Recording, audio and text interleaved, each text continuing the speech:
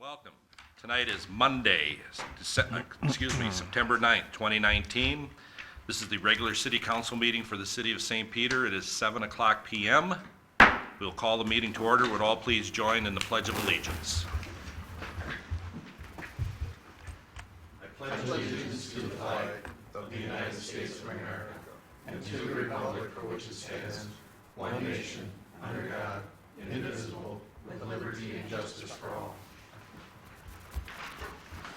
Everyone should have a copy of the agenda. Are there any changes to the agenda? Yes, Mr. Mayor, if I can, council members should have a new one-sheet agenda. The information was included in the packet, but we didn't have on the agenda the hearing, the public hearing, registered land survey number 74. On our website, it was correct, but some of the packets leaked out without that listed. So our goal would be to have a hearing on that, which is required under state statute. Notice was provided appropriately. Would hope that the council will put it on the agenda. Okay. Other than that, that change will appear right after our visitor. Any other changes? With that change, is there a motion for approval? Make a motion. Second. All in favor of the agenda, please signify by saying aye. Aye. Opposed? Agenda is approved. Next, we have the minutes from our August 26th, 2019 meeting. Those minutes appear on pages 4 through 6. Are there any changes or corrections, questions about the minutes? If not, is there a motion to approve? So moved. Second. All in favor of the minutes as written, please signify by saying aye. Aye. Opposed? Those minutes are approved. Next, we'll address visitors. Is there anyone in the audience that would like to speak to the council on any agenda item? Seeing no one, is there anyone in the audience that would like to speak to the council on any matter whatsoever? Seeing no one, we will move to the public hearing.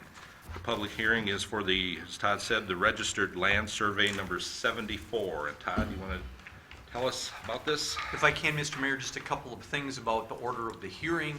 We start out with the staff presentation, then if the applicant wants to present any facts related to the matter, they're certainly welcome to, and then it's open for public comment. We limit speakers to 5 minutes, and the council generally listens to the testimony that's provided and may act later. In this instance, we do have an agenda item for action later during the deliberation section of the city council meeting. Typically, the council nor the mayor would allow the community to speak. Their opportunity to provide input is during the hearing section. So that's kind of the rules, Mr. Mayor. This issue specifically relates to registered land survey number 74. So the information starts in your packet on page 28. Before you do that, Todd, I'm going to open the public hearing for the registered land survey at 7:04 p.m. on Monday, September 9th, 2019. Thank you. Mayor, members, the information starts on page 28 with a map on page 30, which is sort of helpful, and then the resolution providing approval on page 31. Again, this is just the hearing portion. This has been requested by the property owners, and to make it a little bit easier, this is the area where the Shell station was, where a Caribou Coffee is being built. So this registered land survey is not necessary to incorporate the land into the city or to meet any requirements that the city has related to setbacks or anything like that. It is purely at the request of the property owner. The basis for the request is that it provides the opportunity for a different type of title. Since this purchase was made, the land was purchased as a part of tax forfeiture. They've requested that. It assists them in receiving what might be considered a cleaner title for the land. The application was made to appropriately and was reviewed by planning and zoning, who was provided for recommendation. If you have other questions, I'm happy to answer now or later. But this is, again, as you mentioned, Mr. Mayor, the public hearing. Good. All right. Is there anyone, didn't see anyone earlier, but is there anyone that would like to speak on this matter, or favor or against, or just an opinion? Seeing no one, I will open up for questions for Todd. Does anybody have any questions? Not on this one. What was that? Not on this one. Not on this one? All right. There's a map on the screen, Mayor and members. It's Yeah. at the corner of Ramsey and Minnesota Avenue. Yeah, and we were, should have been all supplied one in our packet. Yep. Of that map. All right. If there are no other questions on this public hearing or comments, we will close the public hearing for the registered land survey number 74, at 7:06 p.m. on Monday, September 9th, 2019. Next, we will move to the consent agenda. The consent agenda begins in detail on page 7 and concludes with the resolution on pages 26 and 27, and includes the following budgeted purchases in excess of $10,000 to Kasulki Masonry for a half-pad basketball court installation for $10,494. To Stantec Consulting Services for Wellhead Protection Plan Part 2 for $11,175. We have a list of election judges for the November 5th, 2019 election. There are 55 names in that list. Next, we have employee appointment to Craig Henk for part-time transit support specialist at $16.23 per hour. Next up, we have licenses. We have a temporary on-sale liquor license and a dance license, the St. Peter Ambassadors for parking lot number 5 for September 27th, 2019 to September 28th, 2019. We have a temporary 3-2 beer on-sale license to the Knights of Columbus for 1801 Broadway for October 18th, 2019, plus the regular schedule of disbursements for August 22nd, 2019 through September 4th, 2019. Are there any questions or comments on this consent agenda? Mayor, Member, if I could just mention one additional item, which is a little bit unusual on the consent agenda. At the bottom of item number 2, this does provide authority to the city administrator to appoint election judges if we need some more, add some drop off, so that can move forward appropriately if we get kind of to that last second. Okay. Election judges. All right, then I do have a question. What are there's 2 names with a T in the parentheses around it. What does the T stand for? They are trainee election judges, high school Okay. students age 16 and 17. Okay, thank you. So, since Barb doesn't have a microphone, they are trainees, they are high school students between the ages of 16 and 17. We have them on occasion for the last 10 years or so. We've had a couple every time. Yeah. Okay. Any questions? Steve? I have 2. The first one, the schedule of disbursements on page 20. The Minnesota Department of Health, 2019 annual state water, whatever the last word is that water for discharge or water for groundwater that we pull for city drinking? And how is the fee determined? So the fee is set by the state of Minnesota, and it comes on your bill in July. And so Sally can correct me if I'm wrong, but I believe it is $6.23 or $6.29 is on the bill. $6.36. And it comes on your bill, so this is our remittance, and this is for groundwater. This is really Department of Health, so this is the water that they take out of the ground. They use it for study and other activities, but we're required to do this by the state of Minnesota, and that expense is the remittance to the state of Minnesota. Okay, and then the second question on the presidential primary, is that something new this year, and do we get any additional state funding for this primary? So it is something new based on a previous legislative session. However, the primary itself will not be held until next year.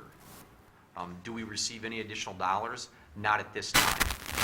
And what do you anticipate that additional fee would be for the city? Well, we put in the budget about $6,000, but as I think I've mentioned at your first workshop on the budget issue, it could be more than that. This is our first time out, so we'll see how much we need, how many resources we need to put in it, but certainly it will be treated just as a regular election for us. Just as a process standpoint, caucuses will still go on, but the presidential election, primary will be used by the Republican Party, Democratic Party, to determine who those state organizations support going forward. Okay, thank you. Any other questions? If not, is there a motion to approve the consent agenda? So moved, Mr. Mayor. Second. Now, any more questions, comments? Call the roll, please, Barb. Mayor Zeman. Aye. Councilmember Clement. Aye. Councilmember Pfeiffer. Aye. Councilmember Graham. Aye. Councilmember Paris. Aye. Councilmember Johnson. Aye. Consent agenda is approved. Next, we have unfinished business, which we have none, so we will move to new business. And the first item is the registered land survey, which we just had the public hearing for. Todd? Mayor and members, I can go through that information again, or if you have additional questions, I would mention that if you don't take any action here or any action to the contrary, it will automatically be approved under state statute within 60 days. I'll bring up the map here again, and this is what, I guess in St. Peter, most people might know as the Texaco or the Shell Station property. Again, happy to answer any questions. The resolution is on page 31. Questions? The resolution approving the waiver of subdivision for Lot 2, Block 16, Dodds Addition, City of St. Peter, and accepting the registered land survey number 74 appears on page 31. Is there a motion for approval? Make a motion to approve. Second. Now, any questions? As I mentioned earlier, Mayor and members, this was recommended for approval by Planning and Zoning. Call the roll, please, Barb. Councilmember Koenig, Aye. Councilmember Pfeiffer, Aye. Councilmember Grahams, Aye. Councilmember Pierce, Aye. Councilmember Johnson, Aye. Mayor Zeman. Aye. Resolution is approved. Next up, we have the 2020 preliminary levy, and Sally is here to help us out with Todd, I would imagine. Yeah, we're tag teaming. Hopefully it's about 80% Sally and less of a percentage of me tonight. As the mayor and council may recall, you have been through this on a couple of occasions with a lot of level of detail. And so what our hope is tonight is to let Sally get started and talk about some of the big picture items, and then if you want to go further into a discussion and have more presentation, we're certainly happy to do that as well. But if you don't mind, we'll just let Sally get started. Our goal tonight is to have you approve the levy. Certainly the budget is an important part of determining what that levy is, but really tonight we're talking about the amount that you're levying. So Sally, I'll turn it over to you. Mr. Mayor and City Council members, as Todd has said, we're here to approve the preliminary levy resolution, which is on page 134 and 135 of the packet. The preliminary, first of all, on page 32 of the memo, bottom paragraph, there is one, the projected rate from 2019 is 50.27, and we're going up to 51.97 is what we're proposing. Everything else is right down in the table. It was correct. It was just in the verbiage that was incorrect in the memo. So just wanted to point that out to you. But as we said, we're here to certify it. By state law, we need to certify the levy by the end of by September 30th of 2019. Once this levy the preliminary levy is approved, we cannot raise it any higher than the 51.97. We can go lower before December 31st, 2019, but we cannot go any lower. It is connected with the general fund, and we have, as Todd said, a lot of detail, almost 100 pages, in the packet that we've gone through a couple times at workshops. So starting on page 39, we outline the general fund. On page 32, the projected tax increase is $287,205. Projected tax capacity increase, that is of a house, 4.8%, which would generate about $144,000 of additional tax revenue for the county, from the county.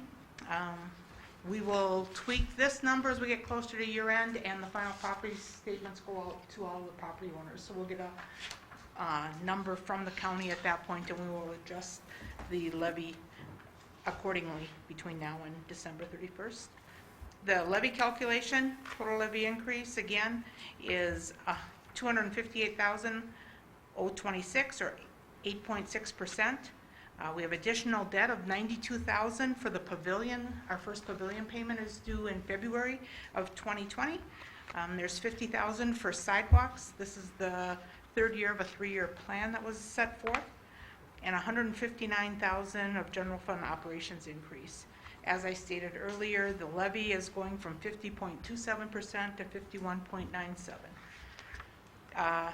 A change of $10,000 within the spending for the city changes the tax rate by 0.16. St. Peter Community Center debt is going to be retired in February of 2020 with the final payment of $36,000. The remainder of $250,000 is going to be split between community center operations and make community center a break even for 2020, and then an additional $100,000 we've broken out for parks. Total park spend for Veterans Park will be $140,000, but we'll use $100,000 from the community center debt going forward, and that's been in the plan since this community center was built 20 years ago. We did not spend in the parks as we thought for the last 20 years, and now that this is paid off, we're gonna put some money back into the park system. And veterans down by the swimming pool and stuff is where we think we need to spend first, and then Pete and team and the parks plan will keep spending into the parks area to bring the equipment and everything else up to speed for all of our workers. Tax impact on homes, that's on page 42A. $150,000 home, if your property value did not increase, that would increase taxes for the year by $21.46 for that homeowner, and for a business, $72.25 And that's not per month, that's per year. per year in total. General fund and balances are on page 40 and 41. Our general fund at the end of 18 was at 59.3% of the next year's budget, or $4,566,057. Right now, at the end of 2019, we're projecting the balance to be $4,207,073. Oops, I'm on the wrong line. Yeah, or 54.6%. At the end of 2020, we're going to be using some reserves to fund our spending for 2020, so we'll be at $3,815,367, or 45.8%. This is still within the guidelines that you have set forth as a council, between 35% and 50%. So we're running a loss for the year, but we're using reserves to cover that. So we're not raising the levy as high as, if we wanted to keep reserves flat or whatever, we would be increasing the levy even more. As we said, there's more detail if you want to go through it. Otherwise, that's the highlights of the budget, and we are asking you to approve the resolution on page 134 and 135. I do want to mention, for those that might be watching us on TV or YouTube, that this very detailed information is available as a part of the council packets. So if you go onto the city's website and you go to tonight's council meeting, you can click on that PDF file, and all of this information, including the 100+ pages that Sally talked about, are included in the packet. In addition to that, as a part of the hot sheet over the next few weeks, we have some excerpts from the budget document here that we're including in the hot sheet, which is our electronic newsletter, so that people can see and understand and have the opportunity to ask questions or get additional data if they're interested in doing that. And again, Mayor members, if you do want Sally to continue and you want to deliberate or talk more about specifics from the budget, we're very happy to do that and are prepared to do that. But I know you spent a lot of time on this already, and so I don't know how much you want to redo and talk about it some more. So it's really up to the council and mayor to decide. Yeah, I think we kind of decided at our last workshop that we had heard enough, I think. Does anybody have any questions for Sally or Todd? Steve? Sally, I don't have my calculator and my brain doesn't work like it once did, but if you look at the relative value of the market here in St. Peter of all property, what percent is tax exempt? When you remember that from your own calculations? So if I can jump in on that one, that Sure. isn't really something that Absolutely. Sally's office would calculate. We get Right. that information from the county. Right. I can tell you it vacillates depending on the cycle of evaluation that goes on. Right. And at a high point, probably about 16, 18 years ago, it was over 40%. Now it's probably more in the low to mid 30% of property value that does not pay property taxes. Okay, thank you. Anyone else? Sally, earlier you said that our rate was going from 50.27 to 51.97%. That's not right. It's That's not not a percent. percent, just so It- people it's a watching go, levy. Yeah. I'm paying Yeah. 50% in taxes. Yeah. That's not accurate, so just wanted to clarify that. Okay, thank you. So, anyone else? Questions, comments? Mr. Mayor? Yeah, go ahead, Yeah. Roger.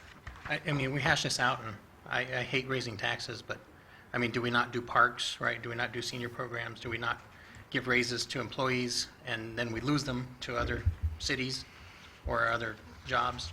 You know, it's a tough situation. You know, and I think at last workshop, like you said, we discussed it enough. So, Yeah, if we want to, yeah, like I say, there's certain things you have to do and have to maintain, and wish it wasn't, like I say, our cost of electricity is what, 84% from, as far as our. In the enterprise fund enterprise budget, budget, that's yeah, correct. When it comes to things like that, you know, it's tough to cut anything or to really, if we get increases, we didn't there, but dollar-wise for salaries and for insurance and things like that, so. You know, Mayor members, from a philosophical and practical standpoint, from a staff perspective, we take the programs that you have in place that you want to continue and any additional programs, and we try and provide the best estimate of what it's going to cost to provide those programs, those projects, that service, and this is the manifestation of that estimate. So if things change, as you've seen in previous years, sometimes you have dollars left over. Costs were lower for whatever reason, and that accrues to reserve. And like this year, you're using some of your reserve dollars. Some years costs are slightly higher, but generally your projections have been within a very, very narrow band, and have been right on the money, according to your auditors. And so we do have you lead us through, we have a very good process related to estimating these costs, which really drives that levy amount. Yeah, and last year, we started out with a higher number also. Not to say it's going to happen this year, but, you know, really until we hear the final number on new construction from the county, you know, we really are not going to have a definite feel. That's why we go with this higher number to begin with, because like I say, we can always go down. Yeah, so people know that too. It's not going to be a lot, if anything, but it could be something. So, any other questions or comments? Not, the resolution adopting the preliminary 2019 tax levy collectible in 2020 appears on pages 134 and 135. Is there a motion for approval? So move. second. Any more questions? Call the roll, please, Barb. Councilmember Pfeiffer? Aye. Councilmember Graham? Aye. Councilmember Barris? Aye. Councilmember Johnson? Aye. Mayor Zeman? Aye. Councilmember Coleman? Aye. Resolution is approved. Thank you, Sally. Thank you. Next up, we have the MMUA safety contract renewal. Mr. Moulton, I'm sure you're going to tell us what MMUA is. I think, Mr. Mayor, if I can, we can take that one. Maybe we had it out of order in our packet. Oh, but we did have I goof? maintenance superintendent. Oh, sorry, that We was can do my either. mistake. I can do either or. That we're ready to go. Let's do the MMUA since that's what I announced. Okay. All right, and then we'll go back. Sorry, I just jumped over that one. No problem. As you guys are aware, for the last 20 years, we have worked with the Minnesota Municipal Utilities Association to implement a safety program for our employees within the Public Works facility, a few of them that are at the community center as well. Most of the technical people receive training that helps them do their job and go home safely at night. You have about 42 employees that this program covers, and we do a variety of different trainings and or specialized training that our MMUA coordinator achieves. This contract would run from October 1st to September 30th. And as I mentioned, this does cover some of our pool staff as well, and some of our seasonals when they are required to be put in positions of risk.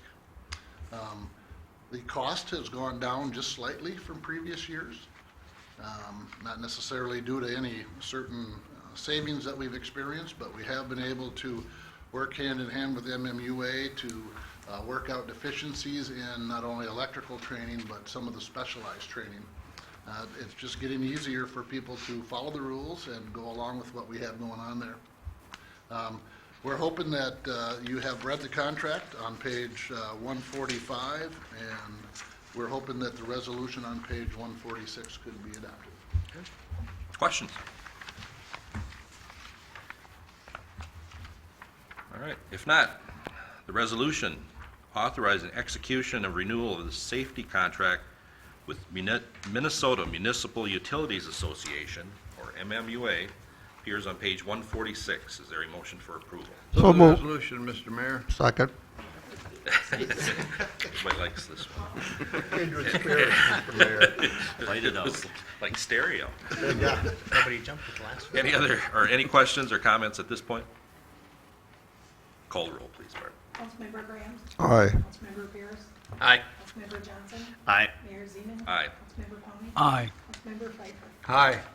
Resolution is approved. Now backing up to letter C, the maintenance superintendent position description. Pete. Mayor Zeman and City Council. As you guys have heard at workshop here, we're in the process of replacing our maintenance superintendent. Our goal really with our modifications in this job description is to reflect the responsibilities that we are looking for in an employee that can fill this position. There are quite a few demands. They have changed quite a bit over the course of the last 20 years, and we have made changes in a couple of different areas. We have talked about changing in minimum and desired qualifications. Those are on page 140, and what happens in those areas is we have lined up the education and the years of experience to overlap with where somebody needs to come in on an entry level for this position, as well as the requirements for a driver's license. It's more standard language compared to specialized. This is not a position that works out in the field, so we ask that they have a driver's license, not necessarily a Class B or a Class A license. Then a couple of the other things is desirable changes. We really worded this to meet up with the other job descriptions that we've had for our management team, really talking about demonstrated abilities in certain areas there. So most of the criteria are all still there. They're just looking for demonstrated abilities. If you would approve the resolution on page 142, our goal would be to begin advertisement and preparing documents for the interview process. And so with that request, we're asking that you approve the resolution. Okay. Questions? Steve? Pete, who typically would be on the interview committee? And who would, if it follows most other processes with the state, or I mean with the city, who would score the individuals? The scoring actually goes through a variety of different individual processes. The applications are received at the city administrator's office. They are screened there. At that step, they do a few things, equal opportunity questions, a variety of different evaluations are done. Then the applications come out to Public Works. We have an individual then that takes those applications and screens those and gives priority points. Let's say there's 10 applicants for that, and we have a system that 5 people qualify. We're looking to interview as many people that we think have enough points that would meet the requirements. So this is a 100-point scale process. Then that number would be brought forward. Todd and I would make a decision then based on the number of points, how many we would interview. So if there's 5 and they're all fairly close, we would probably interview all 5. If there's 5 that are qualified and 3 stand out and 2 are lower in points, we would probably interview 3. So it really depends on what happens, but there's several individual processes that we go through that different people make decisions to get to that point. All of that process is basically nameless and visionless to the interviewers. And then when we get to the interview process, it would be me and probably 1 or 2 other superintendents that would be coworkers that would ask questions that were already approved by the city administrator in that process. Mr. Mayor, can I ask Yep. one? Yep. And the final question I have is, do you have, I know this is a real subjective question, but do you have any feel on what kind of response you're anticipating? Not really. It really depends on where employees are and the outside, the public are with their jobs at the time this is advertised. I can tell you that when we advertised for an interim superintendent, we had 5 qualified individuals within Public Works that were interested in this position. Okay. All right. Thanks, Pete. Good luck. Any other questions? Not, the resolution adopting updated maintenance superintendent job description appears on page 142. Is there a motion for approval? Make a motion to approve. Second. Any more questions? Call the roll, please. Councilmember Paris, Aye. Councilmember Johnson, Aye. Mayor Zeman. Aye. Councilmember Pawnee. Aye. Councilmember Pfeiffer, Aye. Councilmember Graham. Aye. Resolution is approved. Thank Thank you, you. Pete. Next up, we have a city assistance request for Oktoberfest. Todd? Mayor, members, this request comes from the St. Peter Ambassadors, who have put on this event for a number of years, located in parking lot number 5. This would be for September 27th through the 28th. They would really start utilizing the parking area if approved on Thursday, September 26th, as they set up and be there a little bit longer as they tear down and clean up. They want to use portable light standards. Certainly, they'd have to provide for police reserves for the event. We would provide picnic tables to them. They're also looking for a closure of Grace Street for a half block. They didn't do this last year, but they hadn't done this a couple of years previously, so that block between Highway 169 and the alley in that block. And use of barricades. They would be open and available and provide for $1.5 million in insurance to indemnify the city for anything that might go on there. They would have to obtain all the necessary licensing, provide for all of those things for vendors, etc. Happy to answer questions. You see on page 149 the request from the Ambassadors Committee, and on 151 the resolution providing approval for this event. Questions? Steve? I just have one, Todd. Does the city have an ordinance on what time the music is supposed to stop on different organizations that have music, or is it a case-by-case basis? No, you do have an established ordinance related to nuisances and a policy related to that. You have typically allowed on Friday and Saturday nights till 11 o'clock. Okay. Thank you. Yeah, it has that in the resolution. It Steve. does, yeah, on Right. page 151. Okay, all right. I saw that. Okay. Any other questions? The barricading of the street, Todd, we've done this before for a couple other groups or organizations. Yeah, and for this, so just to be clear, there's a map that's put together and we provide the materials and they established it. Right. I don't know, I know Pete once in a while has stopped and checked. I've stopped and checked on occasion. Maybe the maintenance superintendent has stopped in the past to make sure it's done according to plan, but yeah.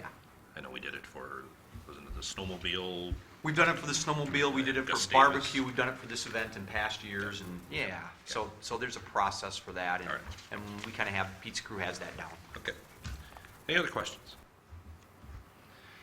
The resolution approving the city assistance for the St. Peter Ambassadors Oktoberfest event appears on pages 151 and 152. Is there a motion for approval? So move, Mr. Mayor. Second. Any other questions? Call the roll, please, Barb. Councilmember Johnson, Aye. Mayor Zeman. Aye. Councilmember Pawnee. Aye. Councilmember Pfeiffer, Aye. Councilmember Graham. Aye. Councilmember Paris. Aye. Resolution is approved. That concludes our new business. Next up, we have reports. Drove by the Rock Bend Festival on Saturday, and it was packed. Went down there yesterday afternoon, and it was pretty sparse. I don't know if it was the Vikings, the Twins, and the weather, or a combination thereof, but a report that I saw just before I came down here said they had record numbers. So it must have been a very good event for them. I don't know if anybody here was down there at all. Ed, think I you went were. down there early Saturday. I think we were down there from like noon to 1:30. Uh-huh. It was busy. packed Yeah, then. yeah. And toodles to all the people that set that up. They do a lot of work to Yeah. get that motivating. And the pavilion was kind of cordoned off for the entertainers, I guess, or for the staff. Yeah. But the stage, we went down there the night before. I think it was Friday night or Thursday night, and the stage was set up. And boy, that's a nice deal. Pete and his team made sure that was up and it looks good. And Boy. I talked to a couple performers in the sound team early on Saturday, and they were very, very happy compared to what they've used in the past. Yeah, no, very happy. It sounded good, what we heard yesterday. Was that screening, that cloth screening that was stretched between the pillars to shield the backstage? Is that part of our pavilion, or was that something they provided, or where'd that come from? In this instance, that is something that the Rock Bend folks provided, knowing that it was going to be there. We certainly made accommodation with the hooks that are welded into the superstructure of the building. but they provided that in the way that they wanted it. Do they have other uses? Rockman doesn't have other use for those pieces of material. There might be something that we would rent from them occasionally. Or someone else could, potentially. We would tell these other Yeah. people that that sort of thing is available. Yeah, I'll visit with Chris about that and see what they might say. Because they're really cool looking. Yeah, they were very cool looking. And when my wife and I went down there the night before, she said too that, boy, maybe if it's a windy day or whatever, if they're having a event or a wedding, it might be nice to Yes, put a couple yes. of them up, so. Yeah. They look good, so. Anyway, that is all I have. Mayor, members, I have 3 on the list and 3 others that I just want to cover quickly. So first of all, the Minnesota River Valley Transit Board meeting is scheduled for tomorrow afternoon. And so I believe that we have quorum, so we're not in need of an alternate for tomorrow, at least to the best of my knowledge. That meeting will be held in LeSueur at 2:30. The MRVT board meets every other month, so there's action to be taken there and to keep transit running. Rita has a meeting tomorrow evening, an event tomorrow evening at Gustavus. It's been at Gustavus for the last few years. It's always a great event. I know the mayor will be there. There'll be a kind of an official signing of the agreement that establishes Rita amongst the communities that participate. And then there's a speaker and some other activities. So if you're signed up, great. If you're not signed up, tough luck. You won't be able to come. I know that. Well, we could probably sneak you in, but generally, food has already been set up for. Want to also mention the Senior Expo. But That's backing up to the Oh, yeah. to the Rita, 5 o'clock? 5 o'clock, I believe it is, Thank you. yes. Again, at Gustavus Adolphus College in the Jackson Center. Senior Expo Boomers and Beyond is going on September 19th from 2 to 4 at the Community Center. So that's right in this building. Boy, we have people lined up at the door at 1:30 for that event. And so lots of vendors and other folks that provide services targeted towards boomers. And so it really is a wonderful event, some learning sessions. So this one is, the theme is about music. And it'll be great. A lot of hard work from your recreation staff goes into making that go, along with a lot of other folks as well. Mention that. I also want to mention the SIMPA annual meeting. There's still time to sign up for that, which is October 10th, Thursday, October 10th, and Friday, October 11th. My plan is to be there for the first day. I know Pete will be there for a couple of days. I know maybe 1 or 2 of you have signed up, but if you're interested in going, there's still a little bit of time to sign up for that. It is really a worthwhile event, and frankly, SIMPA is really important to you. You are a member of that along with 17 other communities, and so this is their annual get-together. 2 other ones that I'll mention. Sad to say that the Citizens Academy was canceled. As you know, we talked about that and promoted that within the hot sheet and other meetings. We did not have enough turnout to make that go, but my plan is to offer that again sometime in the spring. I don't have a set of dates determined yet, but sometime in the spring, and we'll see if we have potentially better turnout. And the last one that I have is that I'd be remiss, this agenda was put together before the announcement was made, but as the members may know, should know, and the public may know, or will know after this, George from the hospital CEO has submitted his resignation. He's getting started on his retirement plan moving forward. And so we do have a special meeting set up with the hospital commission for Wednesday, a couple of days from now, to talk about the process moving forward. I'll help lead that and facilitate that with the hospital commission. I would envision that they're likely to do something similar to what we did previously, and what we did with your finance director and rec director and public works director. As you may know, certainly the hospital commission is much more autonomous than some of your other boards, but approval of the city council is required before someone can be hired.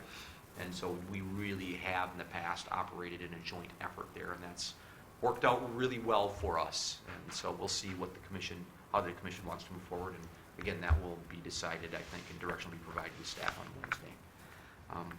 Mr. Mayor, that's all the reports that I have for you. Okay. Anyone else? Anything to add? John? So how long has George been the CEO of the hospital? I believe that he started in October of 13, if I remember right, John. Oh, 6 years? 6 years. Yeah, approximately. And the process we used when we hired him, I remember talking to a lot of people. Do Yeah. you remember how long the process took? We talked to 5. We interviewed 5. Talked to 5. We spent a period of how many months? I think we started in April. Yeah, so George, I think technically started in October. He was offered earlier than that, but I think he started, I really would have to go back to the contract to know exact dates. But this is likely, if John, if your question is, how much time will the council commit to this effort? No, how many months does it take to hire a new CEO? We're probably talking 3 to 4 months, and then maybe a month or two beyond that for somebody to be in chair, as we would say. So it's a 4 to 6 month process generally. We are going to try and move this along, kind of lickety-split. I will say that because of the really positive financial condition your hospital is in, because of a number of the awards that the folks there have received for care, for treatment, for centers of excellence, for the care providers and things, you have a very desirable location for a CEO. We were probably less desirable 6 years ago, but we are very desirable, and I'm confident we will have very qualified candidates applying this process. Most choices are you belong to a huge organization that owns many hospitals and you're a tiny little fish, or else you're a big fish in a hospital that's losing money. And we're an alternative to both of those. Yes, sir. I think one thing that's going to be, I don't like losing good people, but George has been a good delegator. I think that the staff that he has, the directors and stuff that he have really taken things under their own to go forward. So hopefully that'll be less traumatic of a change. Yeah, I am frankly not worried about what we might do here in transition. Staff and city administrator will be working on a plan for that also later in this week. That's something that the commission takes care of.